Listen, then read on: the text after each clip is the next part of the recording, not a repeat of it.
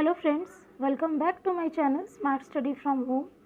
हम लोगों ने जीएसटी का रजिस्ट्रेशन कंप्लीट कर लिया था and yesterday what we have started is charges of GST. ठीक है फ्रेंड्स, चार्जेस ऑफ जीएसटी में मैंने आपको ओवरऑल बता दिया था कि हम लोग क्या पढ़ने वाले हैं। ठीक है, क्या देखा था हम लोगों ने? Section 9 subsection 1, 2, 3, 4 and 5। ठीक है, 1 में क्या देखा था? सीजीएसटी लगेगा, इंट्रास्टेट सेल पे लगेगा, alcoholic liquor for human consumption पे नहीं लगेगा, मैक्सिमम 20% रेट। ठीक है, सीजीएसटी यानी कि अगर सीजीएसटी एसजीएसटी मिलाओगे तो 40%। एंड पे कौन करेगा? टैक्सेबल पर्सन पे करेगा, notified by government and recommended by the council. ये पढ़ा था। 2 में पढ़ा था कि एचपी मैन जो है उस पर टैक्स कब से लगेगा? जब उसको गवर्नमेंट नोटिफाई करेगा। 9.3 में हम लोगों ने पढ़ा था रिवर्स चार्ज मैकेनिज्म। ठीक है, अगर कोई सप्लायर रिसिपिएंट को सप्लाई करता है, क्या सप्लाई करता है? नोटिफाइड गुड्स या फिर नोटिफाइड सर्विसेज सप्लाई करता है, देन उस पर रिसिपिएंट को टैक्स देना पड़ेगा ऑन आरसीएम बेसिस। ठीक है, रिवर्स चार्ज बेसिस पे रिसिपिएंट को टैक्स देना पड़ेगा। ठीक है, अभी देखिए मैंने रिवर्स चार्ज मैकेनिज्म क्या है बता दिया था। नोटिफाइड गुड्स कल हम लोगों ने देख लिया था फ्रेंड्स, नोटिफाइड गुड्स देख लिया था। आपके सिलेबस में नहीं है, कैसियो नट्स, टोबैको लीव्स ये सब है। ठीक है, सेकेंड हैंड चीज़ें वगैरह तो वो आप देख लीजिएगा, वेस्ट स्क्रैप ये सब चीज़ था। आज से हम लोग पढ़ेंगे नोटिफाइड सर्विसेज, 15-16 सर्विसेज है, एक एक करके डिटेल्स में पढ़ेंगे। ठीक है, आज हम पहला सर्विस पढ़ेंगे that is GTA, goods transportation agency service. ठीक है फ्रेंड्स, देखिए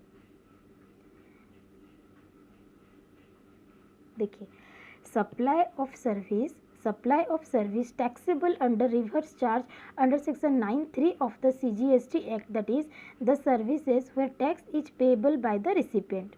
ठीक है, क्या बोला गया? देखो पहला सर्विस क्या है friends? Goods transport agency service. ठीक है, देखिए पहले मैं रीड कर रही हूँ फिर मैं आपको डिटेल्स में समझाऊंगी। देखो क्या लिखा है, कैटेगरी ऑफ सप्लाई सर्विस क्या है? GTA service. ठीक है, in respect of transportation of goods by road, अगर रोड से कोई गुड्स का ट्रांसपोर्ट करवा रहा है। ठीक है, एनी फैक्ट्री रजिस्टर्ड अंडर और governed by the factories act 1948। ठीक है, किसको सप्लाई कर रहा है? टू। ठीक है, जीटीए सर्विस दे रहा है। क्या सर्विस दे रहा है? गुड्स ट्रांसपोर्टेशन का सर्विस दे रहा है। किसे दे रहा है? कोई भी फैक्ट्री को जो कि रजिस्टर्ड है अंडर फैक्ट्रीज एक्ट, या फिर सोसाइटी को जो कि रजिस्टर्ड है अंडर सोसाइटीज एक्ट। ठीक है, या फिर किसको दे रहा है? कोऑपरेटिव सोसाइटी को, या फिर person registered under CGST SGST act. ठीक है, एनी बॉडी कॉर्पोरेट, ठीक है, partnership firm and any casual taxable person. ठीक है, अगर कोई जीटीए सर्विस प्रोवाइड कर रहा है, किसको प्रोवाइड कर रहा है? फैक्ट्रीज को कर रहा है। ठीक है, बॉडी कॉर्पोरेट को कर रहा है, कोऑपरेटिव सोसाइटी को कर रहा है, सोसाइटी को कर रहा है, पार्टनरशिप फर्म को कर रहा है, या फिर कोई भी रजिस्टर्ड पर्सन को कर रहा है, या फिर रजिस्टर्ड सीटीपी को कर रहा है, कैजुअल टैक्सेबल पर्सन को कर रहा है, तब क्या?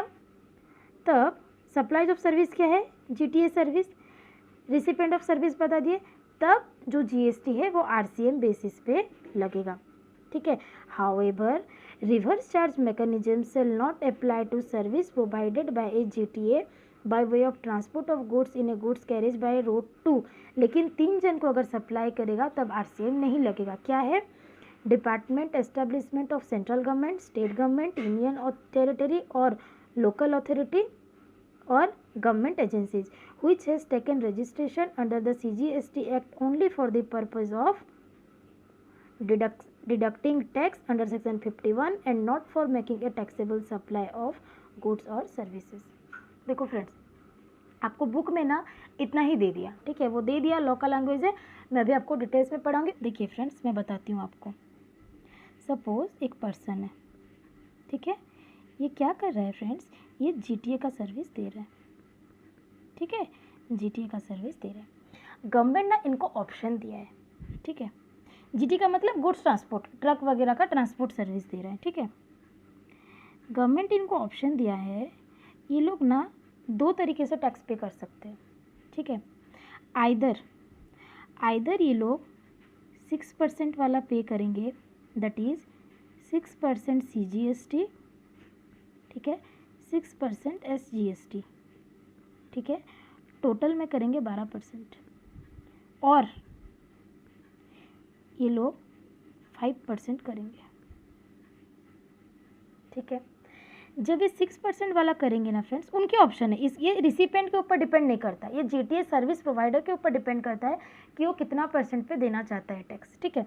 जब 12% वाला ऑप्ट करेगा ना फ्रेंड्स, तब क्या होगा, इसको नॉर्मल में देना पड़ेगा tax, that is forward charge mechanism में इसको टैक्स देना पड़ेगा। दैट मीन्स अगर वो 100 रुपीज़ का सर्विस देता है, ठीक है, 12% टैक्स लिया, 112 रुपीज़, तो रिसिपेंट जो है, जो रिसिपेंट है वो उसको 112 रुपये ही देगा। ठीक है। एंड ये खुद रखेगा 100 रुपीज़ एंड गवर्नमेंट को देगा 12 रुपीज़। बात ख़त्म, बात ख़त्म। ठीक है। लेकिन अगर 5% वाला ऑप्ट कर रहा है तो इस केस पे आता है आरसीएम। पहले आप ये जानिए कि जीटीए में आरसीएम कब आता है। ठीक है। जब 5% वाला ऑप्शन ऑप्ट करता है तब जीटीए पे आरसीएम आता है। ठीक है फ्रेंड्स। अभी देखिए यहाँ पे क्या होता है ना, अगर वो 100 रुपीज़ का सर्विस दिया, ठीक है, ठीक है, तो ये 5 रुपीज़ लगा के क्या होगा, 105 होगा। ठीक है। लेकिन जो रिसिपेंट है ना फ्रेंड्स, ठीक है, रिसिपेंट यहाँ पे कितना रुपया देगा, इसको 100 रुपीज़ देगा एंड 5 रुपीज़ किसको देगा फ्रेंड्स, 5 रुपीज़ गवर्नमेंट को देगा। यही हमने कल पढ़ा था कि रिवर्स चार्ज क्या होता है। बट जीटीए में रिवर्स चार्ज कब लगता है, जीटीए के पास दो ऑप्शन है फ्रेंड्स, एक 12% वाला, एक 5% वाला। अगर 5% वाला ऑप्ट करेगा तभी आरसीएम आएगा, अदरवाइज आरसीएम का सवाल ही नहीं है। अगर 12% है तो वो फॉरवर्ड चार्ज में लेगा। ठीक है। लेकिन अभी अगर वो 5% देगा तो यहाँ पे आईटीसी ले पाएगा क्या, no ITC, input tax credit, क्योंकि ये टैक्स ही पे नहीं कर रहा है तो इसको इनपुट में क्रेडिट भी नहीं मिलेगा। लेकिन इस केस पे इसको आईटीसी मिल जाएगा। ठीक है। लेकिन नॉर्मली जीटीए वालों का इनपुट क्या होता है, पेट्रोल होगा, ठीक है, पेट्रोल होगा, डीजल होगा या फिर इनवर्ड फ्रेट होगा। ठीक है। ये सब पे पेट्रोल डीजल पे ऐसे भी जीएसटी नहीं लगता है, तो इनपुट का बात ही नहीं है। फिर भी उनको ऑप्शन दिया गया है कि वो 12% भी ऑप्ट कर सकते हैं, 5% भी कर सकते हैं। अगर 5 करेंगे तो आरसीएम पे टैक्स लगेगा, इनपुट टैक्स क्रेडिट नहीं मिलेगा। अगर 12 वाला % ऑप्ट करेंगे तो आरसीएम पे नहीं लगेगा, एफसीएम पे लगेगा, फॉरवर्ड चार्ज पे लगेगा एंड आईटीसी भी अगर है तो ले सकते हैं। इतना क्लियर है। अब देखिए कि आरसीएम कहाँ कहाँ पे लगता है। ठीक है। अब देखिए आरसीएम कहाँ कहाँ लगता है। ठीक है। देखो हमने क्या पढ़ा, जीटीए, ठीक है, जीटीए सर्विस अगर दे रहा है, किसको दे रहा है, देखिए आइदर फैक्ट्री को दे रहा है, पढ़ा ना, फैक्ट्री को दे रहा है, बॉडी कॉरपोरेट को दे रहा है, सोसाइटी को दे रहा है, कोऑपरेटिव सोसाइटी को दे रहा है, ठीक है, एंड पार्टनरशिप फर्म को दे रहा है। ठीक है। और किसको दे रहा है, रजिस्टर्ड पर्सन को दे रहा है। ठीक है। और किसको दे रहा है, सीटीपी को दे रहा है। ठीक है। CTP required to be registered. ठीक है। अगर इतने लोगों को जीटीए सर्विस दे रहा है देन क्या होगा, आरसीएम लगेगा। ठीक है। ये तो हो गए फ्रेंड्स रजिस्टर्ड पर्सन, ऑलरेडी जो जीएसटी में रजिस्टर्ड है। लेकिन ये क्या हो गए, ये हो गए अनरजिस्टर्ड पर्सन जो कि जीएसटी में रजिस्टर्ड नहीं है। ठीक है। अगर ये अनरजिस्टर्ड पर्सन है दैट मीन्स इनको क्या करना पड़ेगा फ्रेंड्स, इनको करना पड़ेगा कंपलसरी रजिस्ट्रेशन। इनको अगर ये लोग सर्विस लेते हैं तो उनको कंपलसरी रजिस्ट्रेशन करके जीएसटी में टैक्स पे करना पड़ेगा अगर वो जीटीए का सर्विस लेते हैं। ठीक है। दैट मीन्स अगर कोई अनरजिस्टर्ड पर्सन, दैट मीन्स देखो ये तो सारे रजिस्टर्ड यहाँ कवर हो गए एंड अनरजिस्टर्ड में से 5 जन कवर्ड हुए, कौन, factory, body corporate, society, cooperative society and partnership form, इतने ही कवर हुए। तो बाकी अनरजिस्टर्ड कहाँ जाएंगे, सपोज मैं इंडिविजुअल, यहाँ पे तो इंडिविजुअल अनरजिस्टर्ड कवर नहीं है। अगर सपोज मैं इंडिविजुअल हूँ, ठीक है, मैं इंडिविजुअल हूँ, मैं अनरजिस्टर्ड हूँ जीएसटी में, मैंने जीटीए का सर्विस लिया, तब क्या होगा, तब तो यहाँ बोला नहीं, यहाँ रजिस्टर्ड में कवर्ड भी नहीं किया, मतलब मैं रजिस्टर्ड हूँ नहीं और यहाँ अनरजिस्टर्ड में कवर नहीं किया, तो मैं कहाँ जाऊँगी फ्रेंड्स, हम लोग फॉल करेंगे एंट्री नंबर 21A में। ठीक है। हम लोग फॉल करेंगे फ्रेंड्स एंट्री नंबर 21A में। ठीक है। यहाँ पे बोला गया जितने भी अनरजिस्टर्ड पर्सन हैं, ठीक है, जितने भी अनरजिस्टर्ड पर्सन है, ठीक है, अदर देन अदर देन कौन है, other than F B scoop, इसको आप बोल सकते हैं एफ बी स्कूप, ठीक है, other than F B scoop and जो CTP रजिस्टर्ड एक कंपलसरी रजिस्ट्रेशन में रिक्वायर्ड टू बी रजिस्टर्ड है, लेकिन जब CTP का कंपलसरी रजिस्ट्रेशन पढ़ा था तब मैंने बोला था कि जो CTP अगर सप्लाई कर रहा है हैंडीक्राफ्ट गुड्स या फिर हैंडमेड गुड्स उसको कंपलसरी रजिस्ट्रेशन नहीं है, ठीक है, तो वो वाला CTP अगर उसको कंपलसरी रजिस्ट्रेशन नहीं है, CTP not required compulsory registration, ठीक है, मतलब रजिस्ट्रेशन के लिए लाइबल नहीं है। Unregistered person other than FB scoop and CTP, ये जो रजिस्टर्ड वाला, ठीक है, अनरजिस्टर्ड यहाँ पे कवर्ड है, FB scoop and CTP required registration and unregistered person other than FB scoop and CTP required compulsory registration are exempted under entry number 21A, ठीक है, 21A में इनको एग्जिम्प्ट कर दिया गया, इन पे टैक्स ही नहीं लगेगा। मतलब देख लीजिए अगर GTA 5% वाला ऑप्शन ले लिया, ठीक है, तो अगर जो सर्विस रिसीवर है आइदर वो पर्सन ऑलरेडी रजिस्टर्ड हो GST में या फिर वो CTP हो जिसको रजिस्ट्रेशन लेना ज़रूरी है या फिर अनरजिस्टर्ड में FB स्कूप हो, तब तो RCM पे लग जाएगा, अदरवाइज वो एग्जिम्प्टेड हो जाएगा, मतलब टैक्स ही नहीं लगेगा ना फॉरवर्ड में ना RCM में। देखो ये एग्जिम्पशन एंट्री, एग्जिम्पशन लिस्ट है ये, ठीक है, एक एग्जिम्पशन कवर्ड हुआ, बाद में हम सारा एग्जिम्पशन पढ़ेंगे, बट मैं आपको यहाँ मर्ज करके पढ़ा रही हूँ ताकि आपको दिक्कत ना हो, आपको चीज़ें समझ में आए, ठीक है। यहाँ पे इसको एग्जिम्प्ट कर दिया, समझ में आया फ्रेंड्स।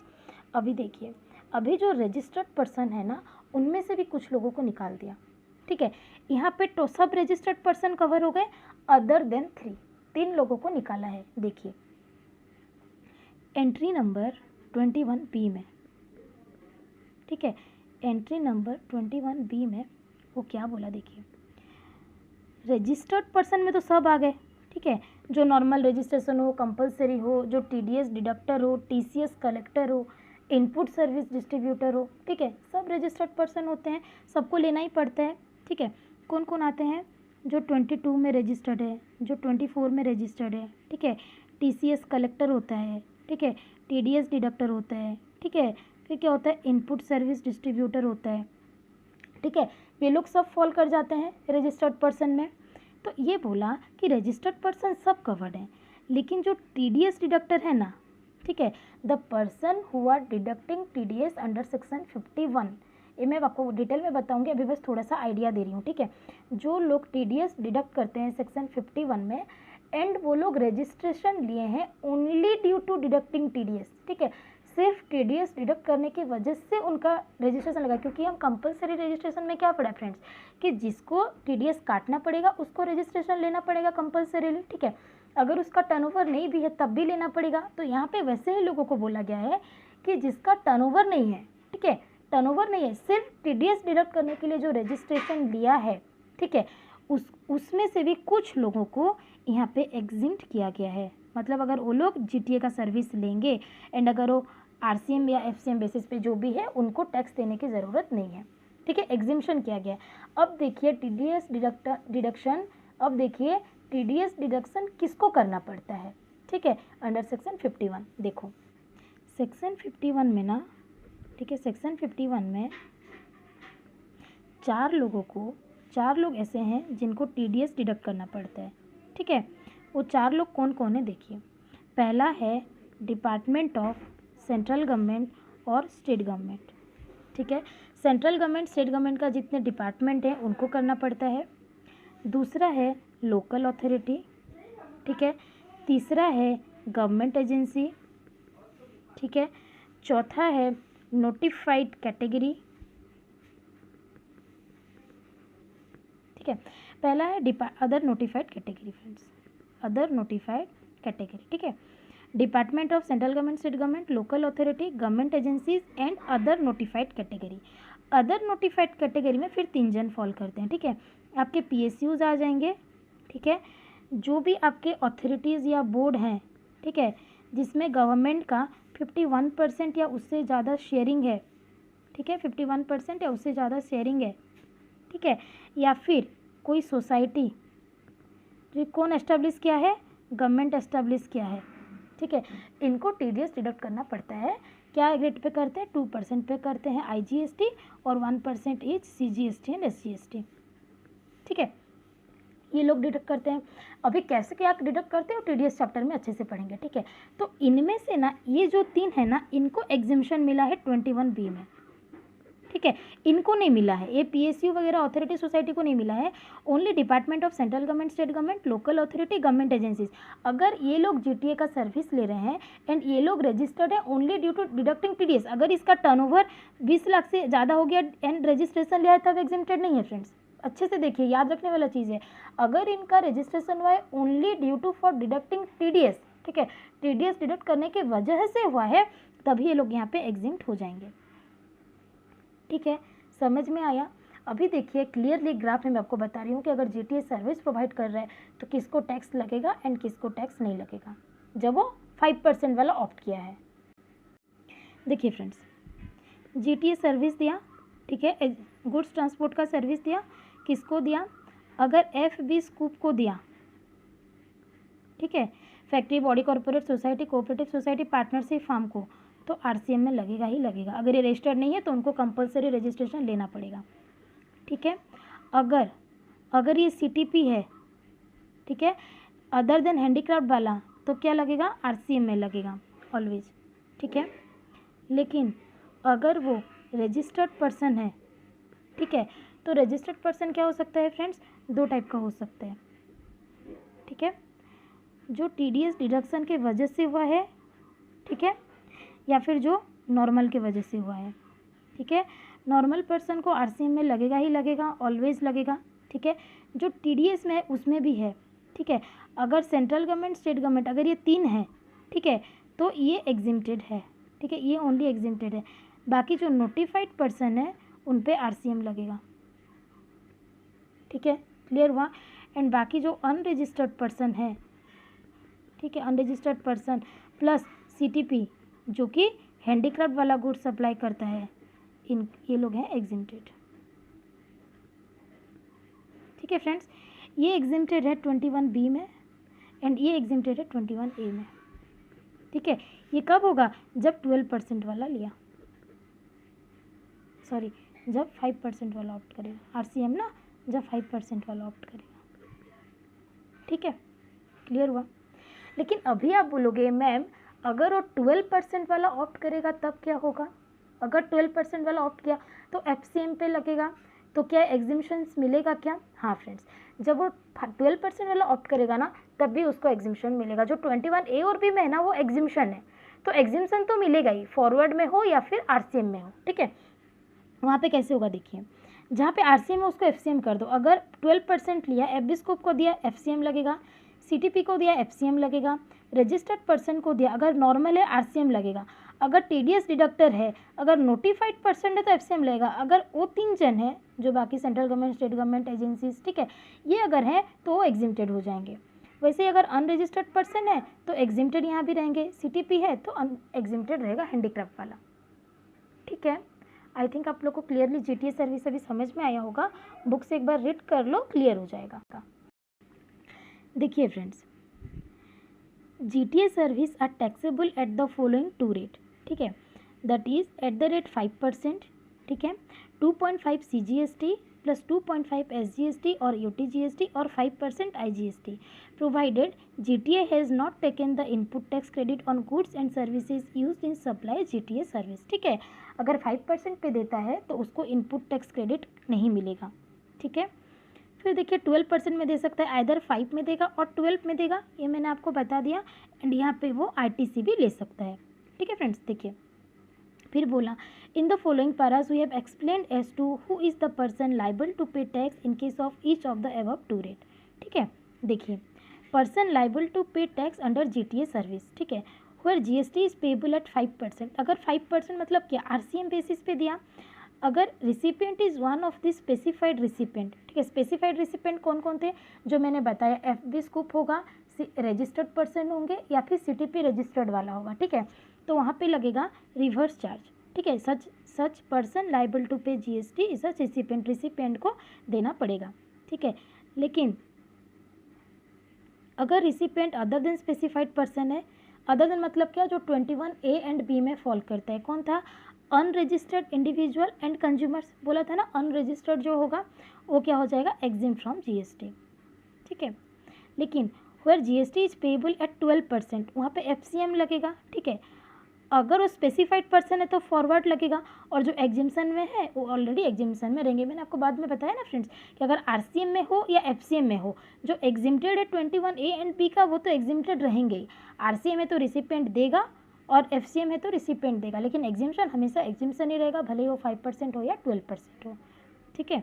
अभी पढ़िए, अभी आपको समझ में आएगा बुक में क्या लिखा था। देखिए, सप्लाई कौन किया? जीटीए सर्विस प्रोवाइड किया, ठीक है। किसको किया? फैक्ट्री को किया, ठीक है। सोसाइटी को किया, ठीक है। सी में कोऑपरेटिव सोसाइटी को किया। डी में किसको किया? जो रजिस्टर्ड पर्सन है, ठीक है। कोऑपरेटिव सोसाइटी को किया, पार्टनरशिप फॉर्म को किया, या फिर कैजुअल टैक्सेबल पर्सन को किया, ठीक है। तो आरसीएम पे लगेगा। However RCM shall not apply to service provided by a GTA by way of transport of goods in a goods carriage by road to किसको? 3 जन। ये क्या है? सेक्शन 51 में जो टीडीएस डिडक्ट करते हैं अदर देन नोटिफाइड पर्सन, ठीक है। डिपार्टमेंट था central government, state government, union territory का, लोकल अथॉरिटी और गवर्नमेंट एजेंसीज, ठीक है। Which has taken registered under GST act only for the purpose of deducting tax under section 51 and not for making a taxable supply of goods or services, ठीक है। I hope आप लोगों को GTA service बहुत अच्छे से clear हुआ होगा फ्रेंड्स, ठीक है। एक एग्जांपल देखिए, ठीक है। देखिए, Satyam electronics registered in Delhi hires ABC carriers, ठीक है।